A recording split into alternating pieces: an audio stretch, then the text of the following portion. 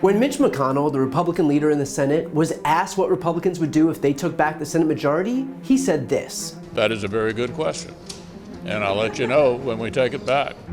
But we know exactly what Republicans would do in power. Senator Rick Scott released the whole thing online. The 11-point plan to rescue America. Read it for yourself at rescueamerica.com. Scott isn't just any random senator. He is the Republican in charge of retaking the Senate. Senator Rick Scott of Florida, who's leading the Republican National Senatorial Campaign Committee, released what he calls the Ultra-MAGA agenda.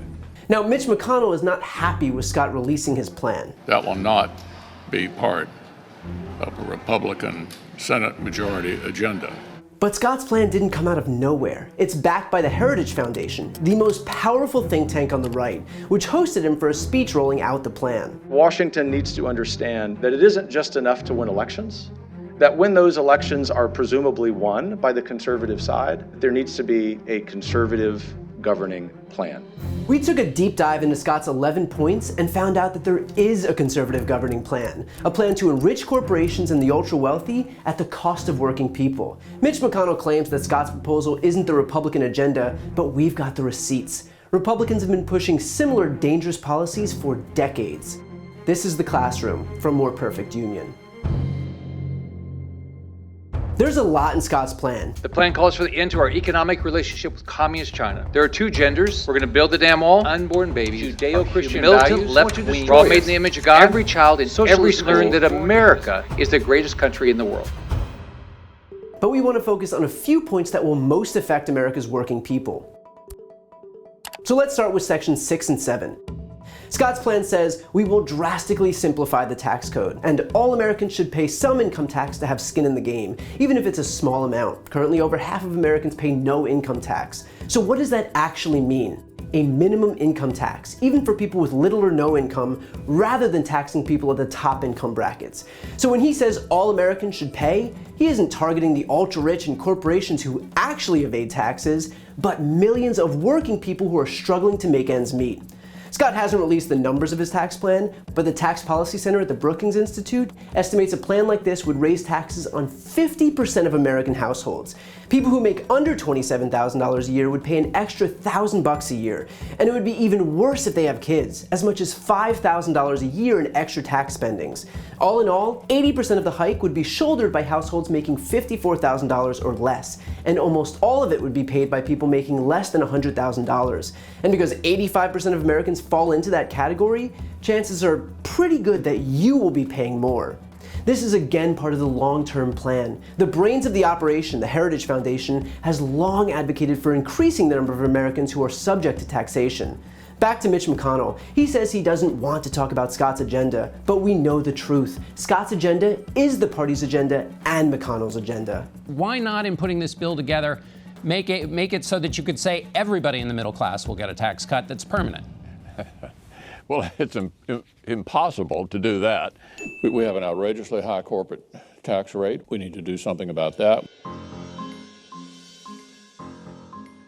Back to Scott's stated plan. This is in part 6. We will immediately cut the IRS funding and workforce by 50%. That might sound good, most people have a negative association with the IRS, but it would be immensely detrimental. In fact, we know how bad it could be because the GOP has already made big cuts to the IRS. They just didn't do it all at once. Throughout the 2000s, they've slowly chipped away at the IRS budget, cutting $2 billion in just 10 years. Does that mean they're auditing and policing fewer low-income taxpayers? No. A weaker IRS almost wholly helps corporations and the ultra-wealthy. Your taxes are likely pretty simple, but the super rich have complex tax filings that allow them to find loopholes and get away without paying what they owe. It takes more resources to go after the super rich who have fancy accountants and lawyers paid to hide things and litigate over it. An IRS with fewer resources is going to have to pick its battles and go for the easier targets. A ProPublica report shows that as the IRS loses resources, they stop audits and investigations on the rich way more than the poor, even though most tax evasion is done by the rich. The Center on Budget and Policy Priorities found that audits on millionaires fell 71% in the last decade. That's not an accident. Meanwhile, funding for free tax assistance programs, where low and middle income Americans get help filing their taxes, is down 7%. Gutting the IRS means destroying one of the last few resources we have to get the rich to pay their fair share, and transferring the tax burden to lower income Americans, which doesn't just mean the destitute, it means you. Again, this isn't new or a surprise. In 2016, the Republican Study Caucus, which includes 2/3 of House Republicans, called for eliminating the IRS. The same year that Majority Leader McConnell put bills freezing IRS hiring and preventing IRS spending on the Senate calendar. This wasn't the Rick Scott platform. He was still governor of Florida. You cut Medicaid, so I couldn't get Obamacare. You stripped women of access to public health care. Shame on you, Rick Scott. You're an embarrassment to our state. It all came from party leadership. Once again, Rick Scott's plan is Mitch McConnell's plan, the party's plan. Then there's this. All federal legislation sunsets in 5 years. If a law is worth keeping, Congress can pass it again. Yep, that is as wild as it sounds. A plan where all federal legislation would expire after 5 years and be completely rewritten. Just one example, sunsetting would destroy Social Security, Medicare, and Medicaid as we know it, forcing legislators to remake them from scratch. That would hurt a whole lot of people. Almost 70 million people collect some kind of Social Security benefit every month. And not just retirees, it's disability insurance and life insurance. Without Social Security benefits, about 4 in 10 adults aged 65 and older would have incomes below the poverty line. If the Republicans got rid of Medicare, 64 million Americans over the age of 65 would lose their health insurance. 94% of adults 65 and older with Medicare coverage report being satisfied or very satisfied with the quality of their medical care. Over 85 million Americans relied on Medicaid or CHIP for their health insurance in 2021. If the Republicans eliminated this program, millions of children, disabled people, and working people would have no health insurance in the midst of a global pandemic. And that's not all. The Department of Veterans Affairs, or the VA, runs the Veterans Health Administration, which millions of our nation's vets rely on for their health care. Under the Scott plan, the VA health system could also see either cuts or continued privatization, handing over the health of our veterans to profit-driven health facilities and insurance companies. It's right there in the plan. Many government agencies should be either moved out of Washington or shuttered entirely. Scott is pushing this despite the fact that a few years ago, a study found that wait times for appointments were longer in private sector health facilities than the wait times for veterans at the VA, and that VA care is generally both higher quality and less expensive for taxpayers than private sector care.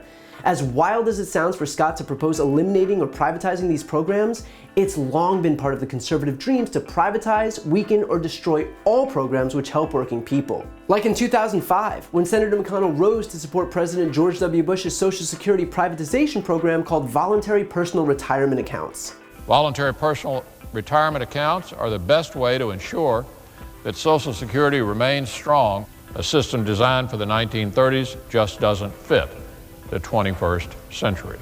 And in 2018, when he suggested cuts to get the country out of debt. It's driven by the 3 big entitlement programs that are very popular: Medicare, Social Security, and Medicaid. Hopefully, at some point here, we'll get serious about this. If the Republicans take Congress in 2022, they'll be able to get serious about it. But there's an even more pressing issue. Hidden in the America First section is the weather is always changing. We take climate change seriously, but not hysterically. We will not adopt nutty policies that harm our economy or our jobs. Yeah, who wants nutty policies like the Clean Air Act or the Clean Water Act? It would be nutty to have legislation stopping power plants from dumping toxic waste into waterways or stopping methane from pouring into the atmosphere. Yeah, no, way too nutty. Scott and his party want to do absolutely nothing to stop the impending climate crisis, and even ramp up oil and fuel production. We don't need to tell you how scary that is. You remember the most recent UN report. It is unequivocal that human influence has warmed the atmosphere, oceans, and land. The report found that we only have until 2025 to stop increasing emissions, and only until 2030 to reduce them by at least 43%. These years are critical moments in protecting the very future of humanity, and Scott's plan would scuttle whatever last hope we have of survival, all to further enrich a handful of energy billionaires. Scott proved that was his goal as governor of Florida. He allegedly banned the phrase climate change from all government communications because freedom of speech or something. The Tampa Bay Times reported that as governor, Scott had millions of dollars directly invested in the oil and fossil fuel industry. Scott's already introduced a bill in the Senate called the Free American Energy Act to roll back energy protections. It would give states authority over drilling licenses on federal lands, rescind President Biden's 2021 climate executive order, and severely inhibit environmental agencies' regulatory power. Once again, this has been their plan and messaging strategy all along. First, let's increase American energy production by cutting the red tape and opening up areas that the administration has either temporarily blocked, stalled, or closed off to production. And let's block any new regulations that will drive up production costs for energy, including the administration's proposed new EPA regulations on carbon emissions. Scott's plan would be a disaster for working people, but a huge boon to the billionaires and big corporations that fund the GOP. Republicans like Scott know their pro-corporate agenda isn't popular, so they stoke fear and hatred of immigrants, people of color, and LGBTQ people to cover up their other intentions. Scott's agenda is full of distractions and dog whistles that aim to divide people and stoke these tensions. He proposes criminalizing speech and protest, banning the teaching or study of certain topics related to race, gender, and sexuality, restricting voting rights, and rolling back abortion rights. For a political party that claims to be all about small government and personal liberty, this platform would expand freedom only for the wealthy and powerful and bring more dangerous authoritarianism and control for the working class. But don't let the GOP fool you into thinking that they don't have an agenda. They do. It's just terrible for people like you. So when they tell you what they're going to do, you should believe them. Thank you for joining us in The Classroom, a series by More Perfect Union. Don't forget to like, subscribe, and check out the rest of the channel.